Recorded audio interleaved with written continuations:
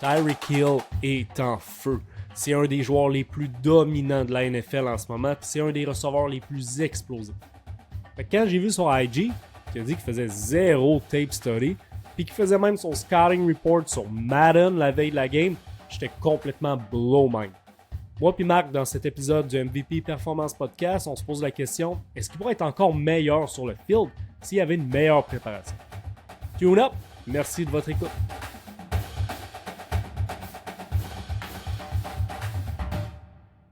As-tu check la première game de Miami contre les Chargers, Marc? J'ai absolument pas écouté de foot de la NFL. J'ai essayé, là, mais la seule game que j'ai écouté, en fait, ça a été le Sunday Night avec toi. Puis on l'a pas écouté C'était parce que c'était vraiment vraiment une game push. Giants contre Cowboys. Fait que je l'ai pas écouté, honnêtement. J'ai pas écouté la NFL cette semaine. Zéro. Fait que... J'ai checké un peu la game, puis c'est la fameuse game que Tyreek Hill a fait 215 verges, 2 touchés contre les Chargers, 11 catch, il les a complètement exposés, puis c'est fou, man. Ce gars-là, on dirait que parmi les meilleurs des meilleurs, on dirait qu'il est sur une autre planète. On dirait qu'il est à son propre niveau, c'est malade, puis pour moi, c'est surtout un des joueurs les plus excitants à voir jouer de ce temps-ci. Je l'adore. C'est fou, puis moi j'ai vraiment hâte de voir avec ses performances cette semaine, j'ai vraiment hâte de voir comment ça va se dérouler. T'sais, en début de saison, Tyreek a dit qu'il voulait avoir 2000 verges cette année, puis ça n'a jamais été fait chez un receveur. T'sais, il y a eu quelques running backs qui l'ont fait au sol, mais je pense pas qu'il y a déjà un receveur dans la NFL qui a fait 2000 verges dans l'année.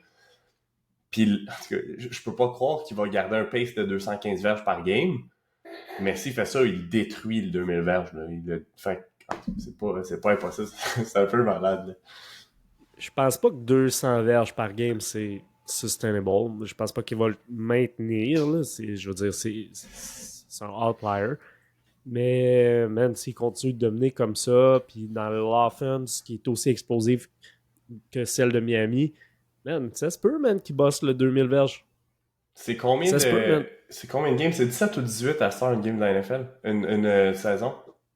C'est 18 semaines, puis un bye week. Fait qu'il y a 17 games. 17 games, c'est une moyenne de 117 par game. Honnêtement, ça quand se peut. Même, je veux dire... C'est beaucoup, là. Ça prend des grosses semaines, mais quand t'as des semaines de 215, t'en aurais une ou deux de 70, puis c'est pas la fin du monde. Là. Puis tu sais, il y a beaucoup de targets, il y a le ballon souvent. Ça se pourrait. Ça se pourrait que l'histoire soit faite cette semaine. Ça se peut, man. On verra. Je serais content de voir ça. Man. Par contre, man, je peux pas croire que les équipes vont jouer les Dolphins man-to-man toute l'année comme les Chargers l'ont fait. J'ai pas écouté la game, mais de ce que j'ai entendu, le premier feedback, c'est comme tu peux pas jouer Tyreek Hill, puis il y a Waddle en plus qui est extrêmement rapide. Tu peux pas jouer juste comme man-to-man ces gars-là avec pas de safety on top. Comme en tout cas, moi, je pense pas que ce soit une solution pour avoir du succès. Puis on va le voir comme cette semaine, je sais pas qui les Dolphins jouent, mais les odds sont que ça sera pas locké man-to-man en cover 1 ou en cover 0 sur des gars comme Tyreek Hill, parce que Dolphins vont scorer des points cette année. Il y a personne qui peut matcher ce speed-là. Je me souviens, quand on était à Laval, Maggie était allé voir une game des Chiefs une fois, puis il était revenu, puis il dit c'est pour de vrai ridicule à quel point Tyreek est vite. Tu regardes la game, là, t'es dans les estrades, puis tu vois juste un petit bonhomme courir autour du monde, il est juste trop vite. Puis c'est fou. Il y a des gars qui courent des 4-2, 4-3, 4-4 dans chacune des équipes ou presque. 4-3, 4-4, il y en a dans toutes les équipes, mais comme. Puis ce gars-là trouve une façon de rendre tout le monde lent autour de lui. C'est malade. Tu sais, il y a deux affaires, là. Premièrement, son game speed est juste next level. Puis, tu sais, des fois, on voit des gars qui n'ont pas tant de vitesse sur un 40-yard dash qui vont être capables de jouer vite. Okay? Qui vont être capables de bien lire le jeu puis d'être à bonne place au bon moment. Puis on nous dirait, man, que sur le field, ils fly. Là, tu check leurs stats, tu check leur sizing, puis leurs résultats de combine. T'es comme, oh, ok, je pensais que ce gars-là avait un meilleur 40-yard dash. Ouais. Mais son game speed est insane. Mais la deuxième affaire aussi, c'est que Tyreek, il a couru du track. Okay? Il a couru du track, puis il est vite au-delà de 40 verges. Il a un bon top speed, puis il a un bon speed endurance. Fait que downfield, courir un route qui est deep, puis après ça, de faire un catch and run, je pense que c'est une des choses qui le démarque des autres joueurs. C'est qu'il n'est pas juste vite sur 40, il est vite sur 50, 60, 70. Je veux dire, man, tu le mets. Peut-être qu'à côté de d'autres joueurs, tu lui fais courir un 40 yard, puis à côté des gars qui courent 4-2, 4-3, il n'a pas l'air si plus vite que ça. Ouais. Tu leur fais courir un 100 verges le plus vite possible. Il burn tout le monde. Je suis convaincu qu'il burst tout le monde. Qu'il burn tout le monde. Puis qu'est-ce qui fait qu'un gars a un game speed? Tu sais, je veux dire, ton speed, c'est ton speed, là. Puis je pose la question parce qu'avec Tyreek, on peut le voir. Tu sais, ses numbers, son chrono doit être excellent, mais je me souviens comme j'étais un joueur avec un speed pas pire en straight line.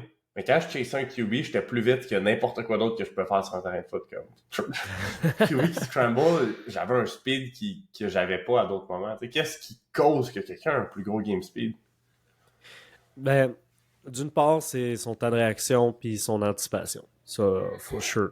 Dans le sens que si tu as un mini head start sur le joueur en avant de toi, le running back, le receveur, si tu es en défensive, ça va paraître. Okay? Tu réagis 0.2 secondes plus vite. Ben, 0.2 secondes, man, c'est beaucoup de temps, man, sur un terrain de foot. C'est beaucoup de temps pour créer de la séparation ou closer la distance. Ouais. L'autre chose, puis là, je vais être un peu plus en mode spéculation, mais tu me parles de chasser un QB down the field. Il y a peut-être des gars que la switch turn plus à on, puis que leur niveau d'adrénaline devient plus haut, puis ça leur permet d'aller chercher des niveaux de force, puis de puissance, puis de vitesse plus haute. Peut-être. Ça, honnêtement, comme un lion j'ai qui dit chasse tantôt, une je fais gazelle. juste spéculer. Là. Ouais. Comme un lion qui chasse une gazelle. It's time to run.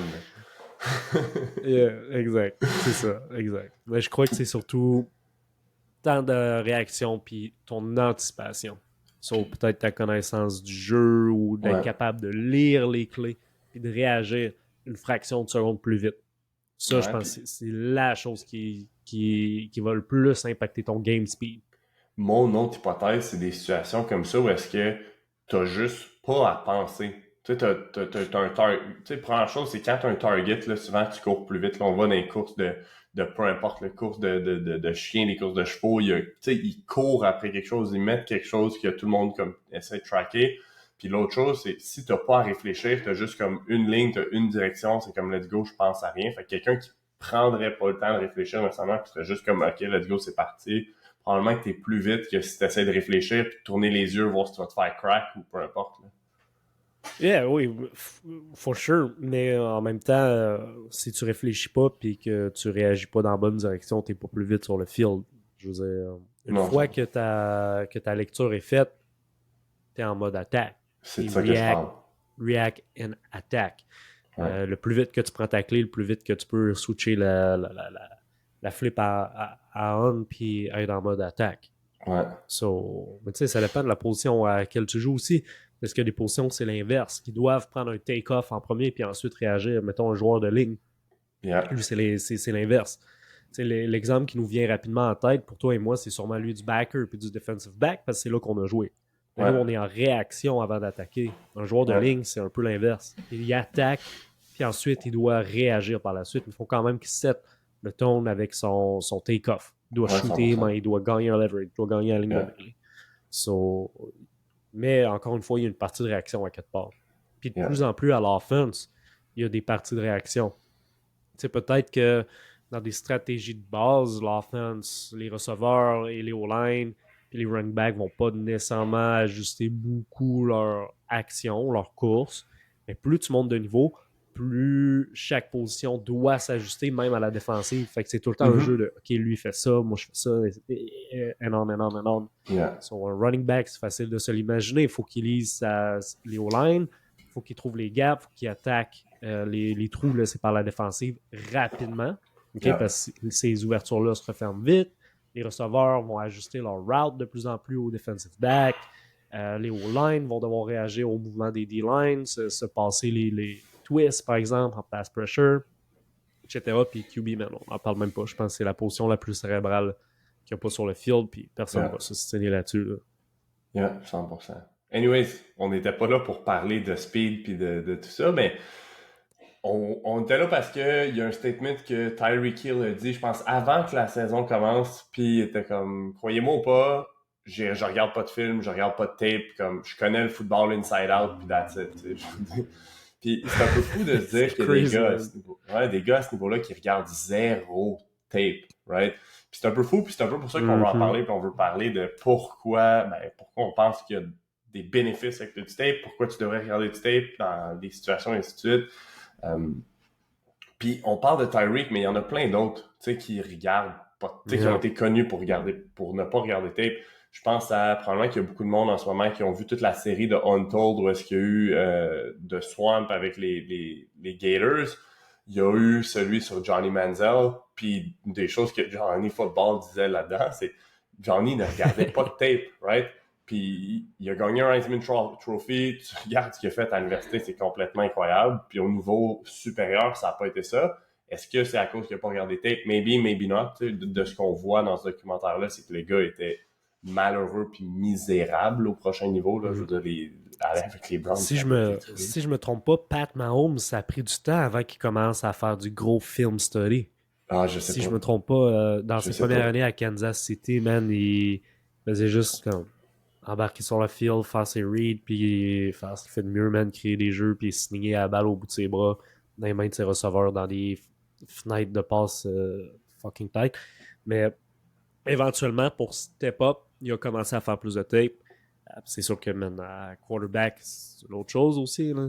Ouais. Puis c'était en lien, je crois que c'est Alex Smith qui dans le temps était à Kansas City qui l'a amené à step up son niveau de quarterback, son niveau de football IQ. Puis, OK. ouais, je pense que ça paye pour lui. Là. C'est Ben, quand même le c'est NFL le MVP. meilleur. À mon avis, c'est le meilleur joueur à faire ce qu'il fait en ce moment. Là. Je veux dire, il y a des attributs physiques indéniables, mais il n'y a pas juste des attributs Yeah. physiques indéniables, à mon avis. Yeah, so Puis, peut-être qu'avec ses attributs physiques, il s'en est sorti jusqu'à un point, mais lui, éventuellement, pour passer au prochain niveau, il s'est dit qu'il fallait qu'il s'y mette. ouais, 100%. Puis c'est un gars que tu apprends à aimer quand tu écoutes Quarterbacks. Fait que, je sais que t'es pas très très Netflix, là. Je sais pas si t'es écouté. Là. La série Quarterbacks, Pat Mahomes, Kirk Cousins, ça faisait partie des gars que je voulais parler. Kirk Cousins, il est vieux, ben il est vieux. C'est relatif, là, il est vieux pour la NFL. Ça fait longtemps qu'il est là, puis il prend soin de son corps, il étudie son tape, il Yeah. pratique tous ses play calls parce qu'eux reçoivent un play call, puis il y a genre 12 mots, puis là, faut que tu dises les 12 mots parce que c'est comme ça que les play calls sont faits dans la majorité des équipes de la NFL. C'est un peu fou, mais Je puis après l'aime, ça, Kurt, man. je pense qu'il y a eu C'est une vrai bonne qu'il est game pas hier, jeune. Là. au moment où on se parle. Là. Bonne game. Ils ont perdu. Vikings ont perdu contre les Eagles. Même l'offense des Eagles ont juste contrôlé la game. Leur temps de possession était through the roof. Là. Vraiment une belle attaque à voir en ce moment dans la NFL. Mais Kirk Cousin a vraiment bien fait. Man. Puis on en reparlera. Là, on parle de receveur. Devontae Smith. Puis Jordan Addison. En ce moment, man, sont des receveurs qui ont un full speed sur le field, qui sont capables de brûler des coverages. Wow. Puis c'est pas ton sizing habituel non plus. Là. C'est pas des Surtout gros pas gars. Devontae. Devontae Surtout. Smith, c'est un 6 pieds 170 livres. Et tu regardes Jordan Addison là, à la télé, man, il a l'air tout mec, mais fuck, man, il ball. Ah ouais, honnêtement, So, je sais même pas c'est qui. Je connais AJ Brown aussi des receveurs, mais comme je pense qu'il n'y a pas eu une aussi grosse game. Je sais pas s'il s'en vient plus vieux, s'il s'en vient moins bon, mais ils ont un gros receiving corps. Là. yeah, yeah. So, Tyreek qui dit qu'il fait pas de tape. On parlait des positions tout à l'heure Ouais. parce qu'il joue receveur qui s'en sort. Je veux dire, oui, les gars ont des option routes, doivent ajuster leur release puis ajuster leur route en fonction des defensive backs. Mais on s'entend, c'est peut-être pas mal moins compliqué qu'un quarterback, un paquet de reads à faire puis qui doit influencer le safety en envoyant ses yeux d'un bord du field Ouais. pour lancer la balle de l'autre côté. Je sais pas. T'en penses quoi? 100%. 100%. Je pense que pour de vrai, il y a des gars à toutes les positions qui regardent pas de tape. Je veux dire, quarterback, il y a la fameuse histoire de Jamarcus Russell qui se faisait donner des empty cassettes, là, des cassettes avec rien Ouais. dessus. Ses coachs donnaient ça le tester, puis le gars, il revenait puis il disait qu'ils avaient tout regardé. C'est comme il y avait rien sur ta cassette, puis jamais light up. Mais je pense qu'il y a probablement des positions où est-ce que tu as un plus gros bénéfice, tu as une plus grosse obligation, si on veut, à regarder du tape si tu veux vraiment performer. comme quarterback, comme un safety, à mon avis, comme un linebacker, right? Mhm. Mais je suis convaincu qu'à toutes les positions, tu peux bénéficier de regarder du tape. T'sais. Est-ce que dans le cas à Tyreek, son game est tellement, je veux pas dire vertical, mais peut-être qu'il y a moins de décisions à prendre dans ses routes, peut-être qu'il est là pour stretcher le field puis tout ça, puis c'est ce qui fait qu'il y a moins besoin de lire ce que le safety fait ou ce que le corner on top fait, c'est quoi le coverage. Je le sais pas. Pour de vrai, je le sais pas. Je suis pas, j'ai aucune idée, mais ça fait partie des réflexions que j'ai dans son cas à lui. Donc, Peut-être, puis je veux dire, la NFL, c'est une game qui est complètement différente, là, point de vue tactique. Là. Offensivement, là, c'est vraiment axé sur l'athlète en tant que tel. Créer des match-ups, comment isoler ton running back versus un backer, qui avoir un mismatch pour lui lancer la balle, s'assurer qu'il soit libre, qu'il soit free. Ben, receveur, c'est la même chose. Comment influencer le mouvement du safety pour dégager un gars et créer un one-on-one. Prendre le one-on-one. C'est son deuxième touché, je pense. Ou son premier, là, je me souviens plus. C'était juste un one-on-one sideline fade, là. Timing ball. Quarterback, toi, prends la balle, prends un step, lobe la balle dans l'end zone, puis Tyreek fait le catch. One-on-one. Il y avait le débit d'un short, man. Je veux dire, il aurait pu faire autant de tape qu'il veut. Ce jeu-là, il le fait pas parce qu'il a fait du tape. Il le fait parce que c'est un great receiver. Il track la balle, il est capable de faire le catch, il est capable de shaker le DB en face de lui. So, assurément qu'il y a des choses que tu peux faire autant de tape que tu veux. Tu vas pas l'améliorer parce que tu fais du tape. Tu vas pas devenir un meilleur athlète parce que tu fais du tape. Tu vas peut-être avoir un meilleur football IQ, avoir une meilleure anticipation, mais mettons, on y va à l'extrême, puis que toi, Marc, tu étais un backer avec un certain speed, OK? Puis mettons qu'on te compare avec un backer qui est vraiment plus lent, même si lui, il réagissait beaucoup plus vite, s'il est plus lent, il est plus lent, il se rendra pas nécessairement au jeu, même s'il a la meilleure réaction et la meilleure lecture possible. 100%. 100%. So, il y a des choses que tu peux pas corriger, que tu peux pas améliorer juste parce que tu fais du tape. À l'inverse, si tu fais pas de tape, je pense que tu peux manquer certaines infos, puis au niveau de ton anticipation et ta réaction, je reviens tout le temps à ça parce que le but au final, c'est juste ça, c'est de bouger et de réagir plus vite sur le field. Mais peut-être qu'il te manque un peu d'infos, puis il y a des choses que tu n'es pas capable de voir, ou tu es surpris une fois que tu arrives game day.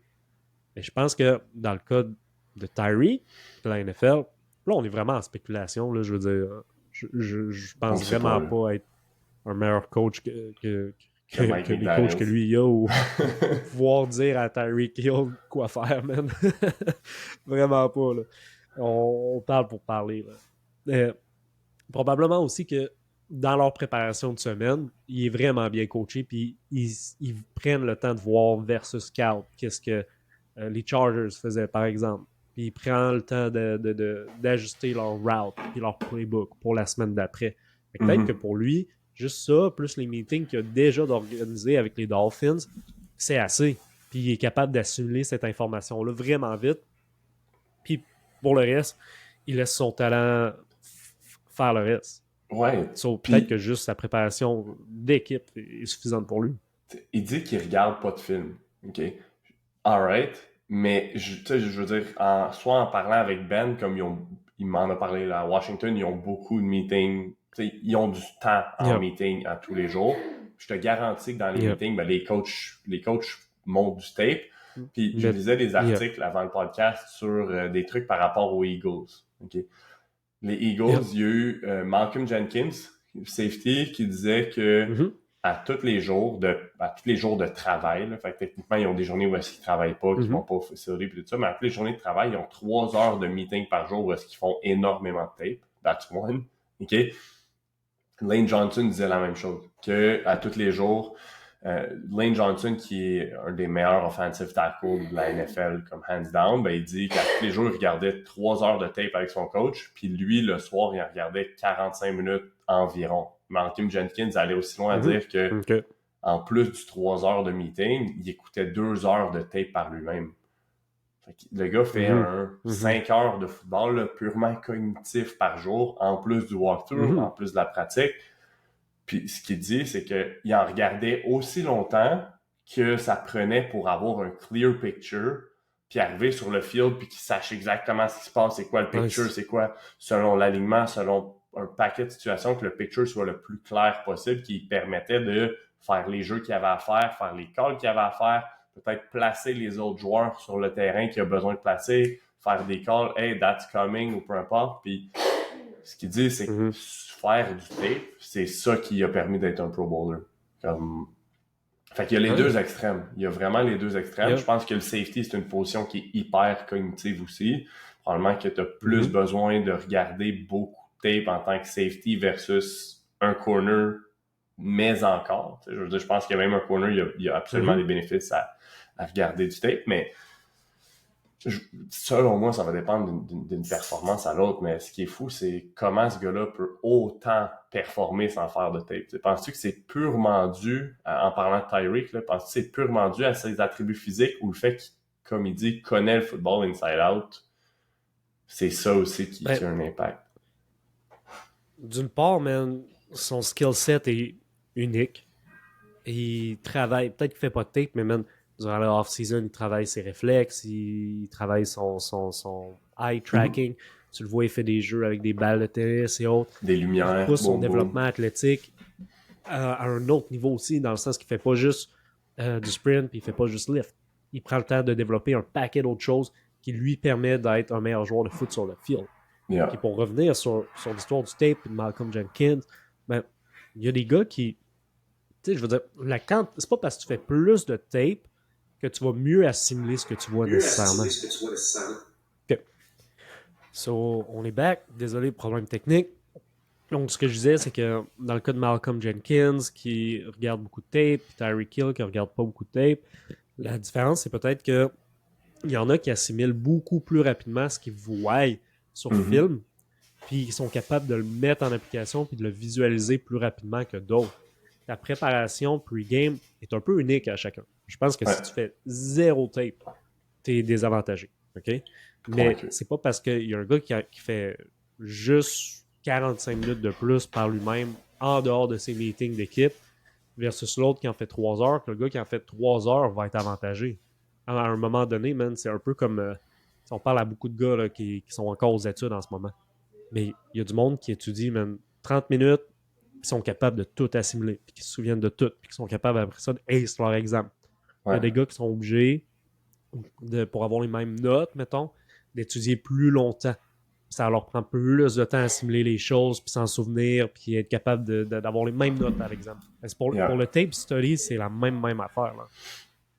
Ouais, 100%. Puis, par contre, si on veut le contraire de ce que tu dis, personnellement, il y a deux choses. T'sais, quand je me souviens, là, en 2016, les games où c'était des grosses games contre Montréal, man, je regardais beaucoup plus de tape. Là. Soit que... OK, c'est pas un conseil que je donne. T'es stressé? Non, c'est pas un conseil que je donne, mais man, soit que j'allais pas à mon cours pour regarder du tape et me préparer, ou soit que dans mon cours, je regardais du tape. OK? Don't do this at home, c'est pas un conseil, mais réellement, c'était ça quand je jouais contre Montréal. Puis j'étais assis dans mon cours, puis je faisais du tape. Le prof pensait que je prenais des notes, mais je faisais du tape. Fait que, tu sais, ces semaines-là, je faisais, je sais pas moi, 2-3 heures et plus par jour, puis je me préparais, puis j'allais faire plus de traitements, puis comme tout était plus. Puis c'est les games où je performais le plus. Versus, not to name anyone, mais une équipe en mauve qu'on jouait contre, ben, je faisais moins de tape, je me préparais. Je me préparais moins. Mais man, j'étais poche. J'avais des mauvaises games dans ces games-là, je me préparais moins. Puis il y a deux choses. Okay? C'est pas juste le tape. Il y a aussi le fait... C'est ça que j'allais dire. Mon niveau d'activation... Parce qu'il prenait à la légère. Peut-être. Mon niveau d'activation avant les games n'était pas le même. On jouait à Montréal ou un playoff game. Avant la game, j'étais dans une zone qui était à un autre niveau versus d'autres games, j'arrivais pas à atteindre cette zone-là. Fait que je pense qu'il y a un paquet de choses, mais les games où je me préparais le plus, c'est définitivement les games où je performais le plus parce que j'avais l'impression que même si j'étais vraiment plus trigger, vraiment plus allumé, c'est comme si le jeu se passait au ralenti puis je savais ce qui allait se passer avant que le jeu commence. Mes yeux étaient sur le garde puis le centre, je voyais leur first step, je savais c'était quoi le jeu, je savais comment je devais réagir, tout ça. Moi, mon point de vue, puis c'est vraiment personnel, c'est vraiment un point de vue, c'est que je ne crois pas à en faire plus quand tu arrives à une game qui est plus importante ou à un adversaire qui est meilleur. ta préparation devrait être la même à toutes les semaines. Je suis d'accord. À mon avis. Fait que si tu essaies d'en faire plus en dehors du field, par exemple, faire plus de tape, faire plus de traitement, faire plus de. etc. Ben, c'est que tu rentres dans la mentalité de OK, l'enjeu est plus gros, il faut que j'en fasse plus. Qu'est-ce qui va se passer quand tu vas être sur le field? Tu vas essayer d'en faire plus, tu vas sortir de ton de ton assignation, tu vas avoir plus tendance de vouloir péter le gars en avant puis miss un tackle. Tu vas essayer de dive dans l'end zone puis tu vas fumble là-bas. J'ai l'impression que ça affecte vraiment une mentalité globale. Puis Ouais. pour moi, tu veux performer puis être constant, peu importe contre qui tu joues, que l'adversaire soit vraiment meilleur ou moins bon. Un, tu sais pas comment il va se présenter, fait que tu sais pas en réalité si l'adversaire va être meilleur ou moins bon, peu importe. Mm-hmm. Puis deux, toi, tu veux aller chercher une constance dans ta préparation. Tu abordes ça comme genre constance, business mode, juste une autre équipe. Je pense que ça va t'amener beaucoup plus de succès puis un meilleur mindset. Ton niveau d'activation qui est plus haut contre Montréal, ben, c'est peut-être naturel, okay, parce que c'est une rivalité. Mais comment est-ce que tu peux avoir le même niveau d'activation contre Bishop? Peut-être que l'équipe est moins bonne, mais on va reprendre le truc de Michael Jordan. Crée-toi une histoire, man. C'est qui le méchant à l'autre bord? Oh, l'équipe en mauve. My bad, je les ai nommés. On a dit qu'on nommait personne. So, my bad, no name drop. Au edit, on va mettre un beep sound par-dessus. Hey, contre Bishop, crée-toi une histoire, mais je veux dire, il y a des bons joueurs de l'autre bord. Là. 100%. So, est-ce que c'est au lieu de dominer l'équipe, est-ce qu'on s'attend à avoir le win?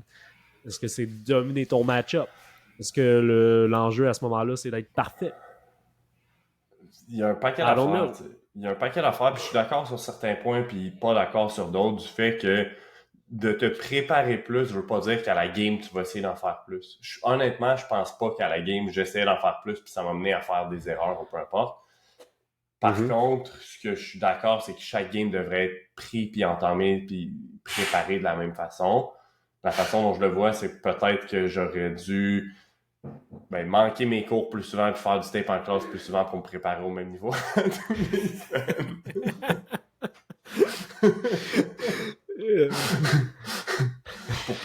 pour pas niveler vers le bas, en fait. Exact, c'est ça. Anyway, so back to Tyreek Hill. Ouais. Lui, il a la chance de ne pas avoir de cours et pouvoir faire ce qu'il veut quand il clocks in et clocks out du fast food. Fait que, peut-être qu'on pourrait transitionner vers parler... Est-ce que Tyreek Hill serait meilleur s'il faisait... J'allais te demander, est-ce que Tyreek Hill serait meilleur s'il faisait plus de tape? Parce que là, on dit que sa préparation est bonne, etc. Écoute, moi, je te réponds ça de même. Man, il est déjà au top du top. Comment veux-tu qu'il soit meilleur, man? C'est déjà le meilleur. Selon moi, c'est le meilleur receveur live. Il fait peur aux DBs au bord, man. 100%. C'est sûr que t'es stressé si t'es line-up contre lui. Puis moi, je pense qu'il est aussi mis dans une situation dans laquelle il va avoir du succès même s'il regarde pas de tape. Par contre, il y aurait un problème dans l'offense des Dolphins ou avec les Chiefs quand il était avec les Chiefs si tous les autres receveurs regardent pas de tape aussi. Parce qu'il y en a probablement qui ont des rôles où est-ce qu'ils ont plus de lecture de coverage, ils ont plus de option route, ils ont plus de tout ça. Suspicion, je sais pas, c'est une hypothèse, mais I don't know. T'sais, après ça, ses attributs physiques fait que peut-être que s'il regarderait plus de tape, ça le ralentirait parce qu'il essaierait de plus réfléchir, plus lire, plus essayer de penser à avoir ses clés sur le terrain. Peut-être. T'sais. Peut-être même. Peut-être que Tyreek, c'est le type d'athlète que s'il fait trop de tape, il va commencer à overthink, puis il va être moins vite sur le field. Ça ne change rien, Tyreek, man. T'es parfait comme ça.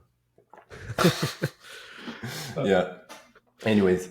Honnêtement, pour les gars qui nous écoutent, OK, vous êtes probablement pas Tyreek Hill, faites du tape, ça vous risquez d'en bénéficier. Puis pour votre développement, peu importe la position que tu joues, même si football IQ-wise, tu maîtrises bien ton playbook, je pense qu'un des gros avantages dont tout le monde peut tirer, en faisant leur tape study, c'est de prendre des reps mentales.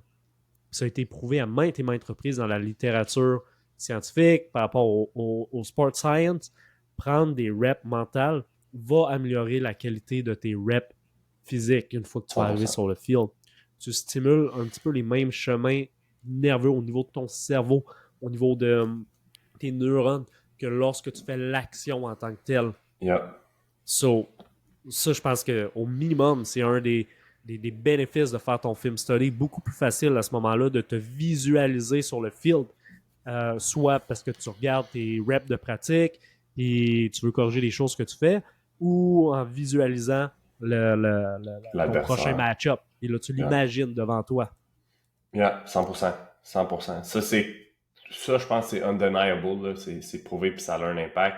Fait que ce soit de prendre des reps mentales, même pendant tes pratiques, quand c'est pas toi qui es sur le field, il y a moyen de prendre des reps mentales à 100%. Puis je pense que t'as tout à perdre de ne pas le faire, là. Si t'es sur le sideline puis tu chill puis tu niaises puis tu dis comme tu regardes pas, tu perds une opportunité d'être meilleur, 100%. Puis après ça, ben, par rapport au film room, c'est la même chose. Tu sais, prendre ces reps-là, prendre le temps de visualiser. Je me souviens aussi à l'Uni, puis finalement, j'ai pas eu le temps d'en retirer tant de bénéfices, mais j'avais un cours de préparation mentale puis tout ça. Puis j'ai eu la chance que une des profs du cours m'avait offert de m'aider avec ma préparation mentale avant la saison. Puis à ce moment-là, c'était vraiment ce qu'on faisait, c'était de la visualisation. Fait que je m'assoyais, je regardais un clip, je mettais sur pause, je fermais les yeux, puis là, j'essayais de le visualiser. Puis à répéter ce skill-là, mais le picture devenait de plus en plus clair. Fait que les premières fois, c'était tough, là. C'était vraiment difficile d'avoir comme un clear picture, comme Malcolm Jenkins disait, right? Je fermais les yeux, puis là, c'est comme... Ben, tu sais, c'était quasiment impossible à faire. Puis éventuellement, OK, ben là, je voyais la ligne à l'attaque devant moi. Je voyais la couleur de l'uniforme de l'adversaire. Je voyais certains mouvements. Puis plus t'en fais, plus tu pratiques ce skill-là, plus ça devient clair. Puis t'arrives gameplay, puis t'as quasiment l'impression que t'as déjà vu la situation qui se présente à toi. Tu sais, t'as quasiment un feeling de déjà vu. La game commence, first play, puis t'es comme... What? Qu'est-ce qui se passe? J'ai déjà vécu cette situation-là, puis finalement, tu l'as juste tellement rappé dans ta tête que c'est comme ça que ça se passe. La préparation mentale, man, je pense que c'est le next big thing, si on veut. Ouais. Je veux dire, il y a une époque où les gars s'entraînaient pas. Là, il y a du monde qui ont commencé à s'entraîner, puis ils ont pris un edge sur les autres joueurs sur le field. Il y a une époque, man, les gars faisaient pas attention à ce qu'ils mangent, puis on est encore dans cette transition-là. Je pense qu'on est en train de vivre un point tournant dans le sens que de plus en plus, les gars à tous les niveaux font de plus en plus attention à ce qu'ils mangent puis ils voient l'impact que ça a sur leur performance. 100%. Et éventuellement, la préparation mentale, je veux dire, c'est trop fort, c'est trop puissant, on le sait que ça fonctionne. C'est juste une question de temps ou de trend avant que tout le monde pick it up. Tant Je de suis trend de convaincu, même. culture Parce que ça dans le peut sport. parce que ça peut tellement impacter positivement ta performance sur le field, puis ton bien-être aussi. Là. Comment aborder la game, avoir un bon mindset, puis bien vivre avec, mettons, un échec, comment revenir après une mauvaise game, ou comment revenir après une mauvaise rep. Je veux dire, les impacts, man, sont trop profonds, un sur le field, mais dans ta vie personnelle aussi. Là. Je pense que c'est le next big thing. 100%. Yeah. J'aimerais ça conclure en parlant peut-être de comment toi tu regardais du tape, comment même tu regardes du tape encore ce jour en tant que coach. C'est-tu pareil que quand tu étais joueur? Si tu avais quelques tips à donner à ce niveau-là, qu'est-ce que tu regardes, qu'est-ce que tu cherches, qu'est-ce que tu essaies de trouver, qu'est-ce que tu essaies de comprendre, qu'est-ce que tu essaies de visualiser? Mais la première chose, là, c'est, comme tu as dit, là, peu importe si j'étais sur le terrain en pratique, par exemple à l'Université Laval ou sur le sideline, je prenais mes reps mentales. Ça, pour les gars qui nous écoutent, vraiment important. Vraiment important. C'est la chose que tu peux faire là, demain, à ta pratique de demain, là, qui va faire en sorte que tu vas mieux comprendre qu'est-ce qui se passe, tu vas mieux assimiler tes jeux, tu vas mieux, j'en suis convaincu que tu vas mieux performer down the line. Okay? 100%. Moi, personnellement, comment je faisais ça? Ben, si je pouvais, je me mettais un peu plus en retrait pour pas être distrait par les gars qui jasent sur le sideline parce qu'il y en a tout le temps. Il faut avoir une meilleure vue d'ensemble. Je regardais le gars qui rappait à ma position sur le field, puis je mettais mes yeux sur mes clés. Si c'était mon receveur, puis j'étais en man-to-man, je regardais mon receveur, je regardais ses hips, je regardais ses pieds, puis j'essayais de caller le route qu'il faisait dans ma tête, là, d'une certaine façon. Là. Je ne criais pas sur le sideline pour m'aider à avoir les bonnes réactions. J'étais dans le box, je regardais le garde. Est-ce qu'il pull? Est-ce qu'il est low hat, high hat? Je regardais le mesh pour voir où est-ce que moi, il fallait que je fit. Puis, man, faites ça, guys. C'est gratuit, man. Je veux dire, t'es sur le field anyway, là. Perds pas ton temps, là. Tu vas avoir le temps de jaser avec tes boys après, puis de chiller, là.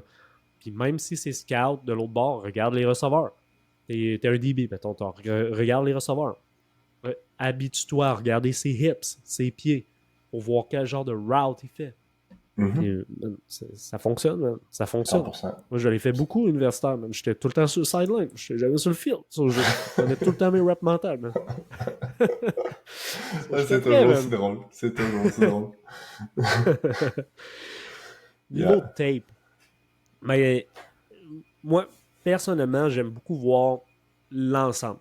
La vue d'ensemble. Je regarde l'offense. Je veux voir c'est quoi le down and distance. Je veux voir c'est quoi la formation, c'est quoi le backfield set pour anticiper quel type de jeu que ça va être. Un run, une pass. Si ça va être un run, quel genre de scheme de run ils peuvent courir. OK, dans cette formation-là, l'offense court du power. Dans cette formation-là, 5R, pistol, l'offense court du inside zone. Ça va influencer un peu quel genre de réaction je dois avoir sur le field. Power, il va falloir que si je suis un backer, il va falloir que je suive les pullers. Okay? Il va falloir que je shuffle avant d'avoir mon aiming point puis attaquer inside zone. Qu'est-ce qui est intéressant pour un backer? Les gaps ouvrent souvent parce qu'il y a des double teams sur la ligne versus les D-line. Si tu es assez vite pour voir les gaps s'ouvrir, voir les down and out s'ouvrir, tu peux aller faire un big play dans le backfield, TFL, parce que les gaps vont s'ouvrir rapidement. Okay? Donc, j'aime voir l'ensemble. Quand je jouais un peu plus DB, j'avais plus souvent des match-ups man-to-man. J'aimais plus étudier le receveur en tant que tel. Comment est-ce que lui bouge quand il fait un short breaking route, inside breaking route. Quand il est vertical, quel genre de release il donne.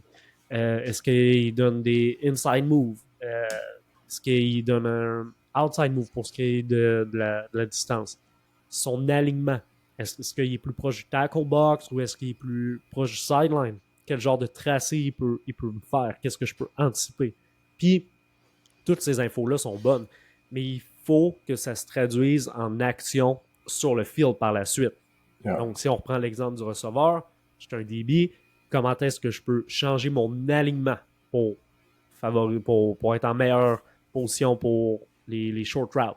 Est-ce que je peux me mettre plus inside s'il est plus au sideline parce que je sais qu'il va me faire soit un fade ou il se prépare à créer de l'espace pour un slam, par exemple. C'est des petits détails qui me rapprochent du jeu, soit par physiquement mon alignement ou ma réaction, qui va me permettre de jouer plus vite. C'est les choses que j'aime regarder. Yeah. Toi, Marc? De mon côté, je le voyais en plusieurs sections, si on veut. Moi, je faisais du tape, puis un jeu, je t'ai porté à le reculer souvent, puis comme reculer, avancer, me laisser avancer, là. Puis la première chose que je regardais presque tout le temps, c'était la formation puis l'alignement dans la boîte. Okay? Mes yeux étaient beaucoup plus dans la boîte que l'alignement des receveurs, réellement. Je jouais linebacker. Fait que il y a plein d'affaires. Je me souviens, on jouait Montréal, souvent quand c'était le back en gun ace, c'était run, right? Puis s'il y avait un gun strong, gun weak, on avait différents patterns, différentes choses qu'on pouvait voir. Des fois, de voir, exemple, c'est gun strong ou gun weak, à quelle distance le back y est du corps arrière. Fait qu'il y a des situations où est-ce qu'il était beaucoup plus proche ou one, tu sais, comme juste une demi-verge derrière, où est-ce qu'il y avait plus des flows d'inside zone. Des fois, il était aligné plus large, fait que je m'attendais vraiment plus à un wide flow. Fait qu'il y a plein d'affaires comme ça que tu pouvais voir pre-snap. Le jeu n'est pas commencé, puis tu es déjà one step ahead parce que tu sais où est-ce que tu risques de t'en aller. Ça veut pas dire que tu peux tricher puis t'en aller là, mais pour moi, c'était vraiment une façon de réagir beaucoup plus vite une fois que la balle est levée. Right? Ou t'élimines des choses. Tu sais, mettons, tu pars un jeu, ils peuvent tout faire. OK, ils sont alignés de même. Ils sont sur le tel hash.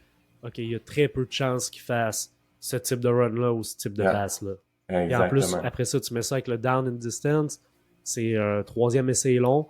Ben, tu sais, je veux dire, il y a pas mal moins de chances que l'équipe run. Tu sais, ça risque d'être Exact. play action, pass, ou si c'est Exact. une run, peut-être un draw, ou une run qui savent qu'ils peuvent faire beaucoup de verges, mettons. Exactement. Je me souviens, par exemple, il y a une année où est-ce que on jouait contre Montréal en deuxième et long, pas troisième et long parce que c'est du three down football.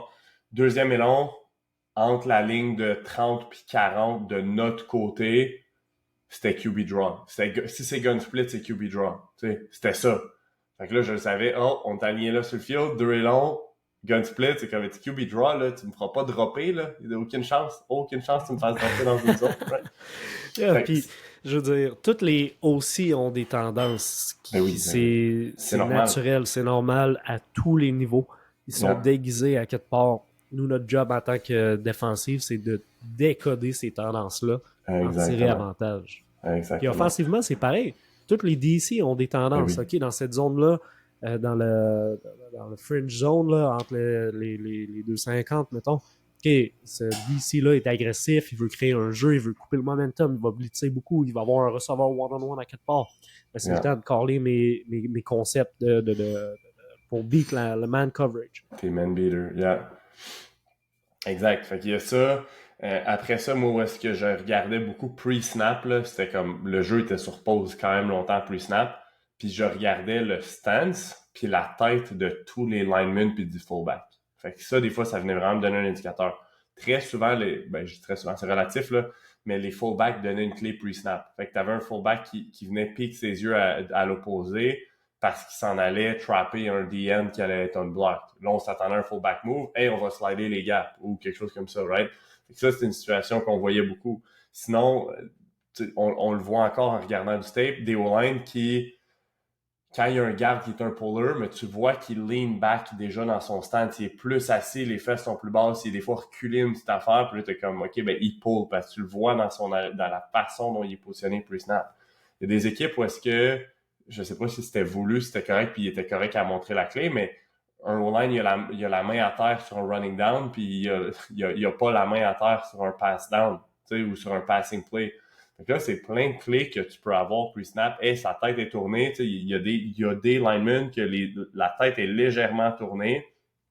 Puis tu le vois comme, hey, il s'en va là, le bloc s'en va là. Fait que si t'es un D-line, ben, tu t'attends à ce que le gars vienne à toi ou à l'opposé de toi. Fait que tu sais déjà ton first step va être comment, où est-ce que tu vas shooter tes mains. Puis si t'es linebacker, ben, tu le sais, soit le flow va aller où, ou quel gap va ouvrir devant toi. Fait que c'est plein d'affaires que tu peux savoir pre-snap. Puis quand tu as ces clés-là, ça rend ça facile. Yeah. Je me souviens aussi, Yeah. il y a des moments où est-ce que je me souviens plus exactement c'était quand, mais avant le snap, on savait, mettons, 9 fois sur 10 si c'était run ou pass. Fait que là, on avait un call pre-snap qui n'était pas run ou pass, c'était pas check run, check pass, on avait un call, puis toute la défense était sur la même page, comme on s'attend à ce que ce soit pass, on va réagir plus vite sur pass, puis si jamais c'est run, ben on va s'ajuster, right?